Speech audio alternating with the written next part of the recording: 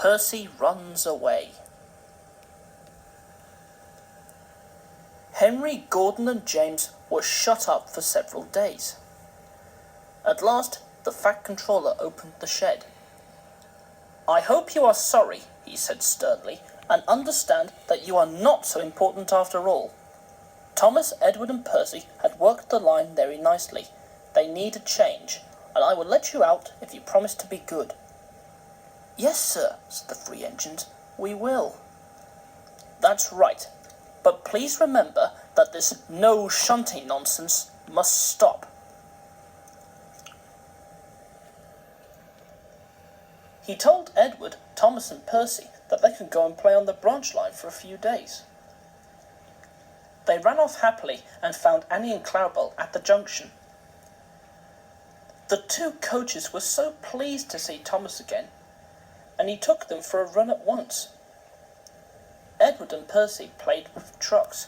"Stop, stop, stop!" screamed the trucks as they were pushed into their proper sidings. But the two engines laughed and went on shunting till the trucks were tidily arranged.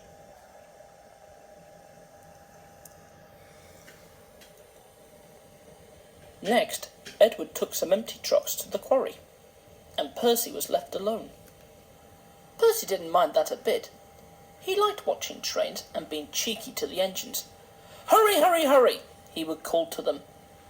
Gordon, Henry and James got very cross. After a while, he took some trucks over the main line to another siding. When they were tidy, he ran onto the main line again and waited for the signalman to set the points so that he could cross back to the yard.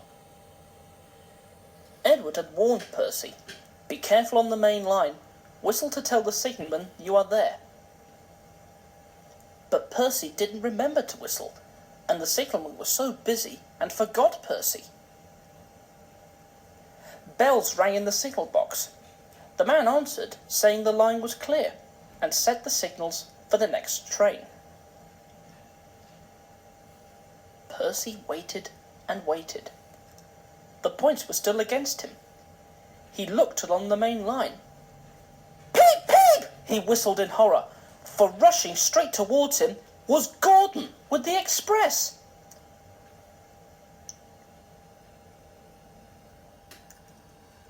"Poop, poop, poop, poop, poop, poop," whistled Gordon. His driver shut off steam and applied the brakes. Percy's driver turned on full steam. "Back, Percy, back!" he urged. But Percy's wheels wouldn't turn quickly. Gordon was coming so fast that it seemed he couldn't stop. With shut eyes, Percy waited for the crash. His driver and fireman jumped out. "Whoa!" groaned Gordon. "Get out of my way!" Percy opened his eyes. Gordon had stopped with Percy's buffers a few inches from his own.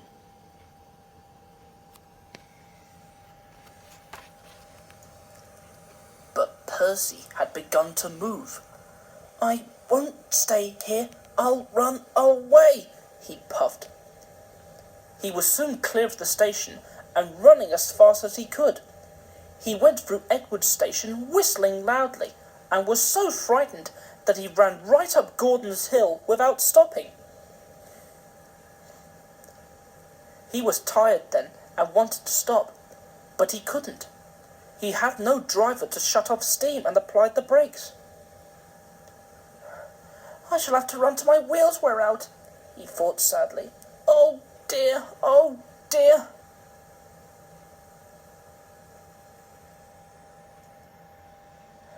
"I want to stop, I want to stop," he puffed in a tired sort of way.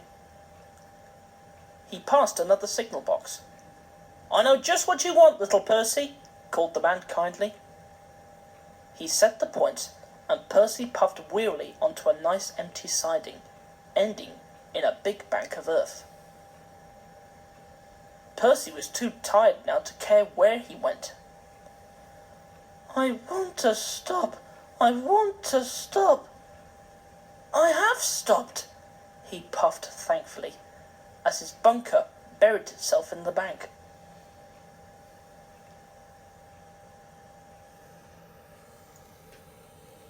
Never mind, Percy, said the workman as they dug him out.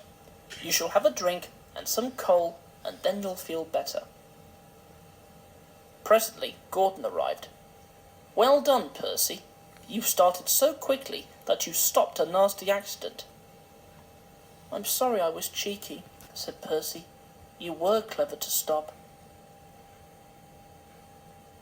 Percy now works in the yard and finds coaches for the trains.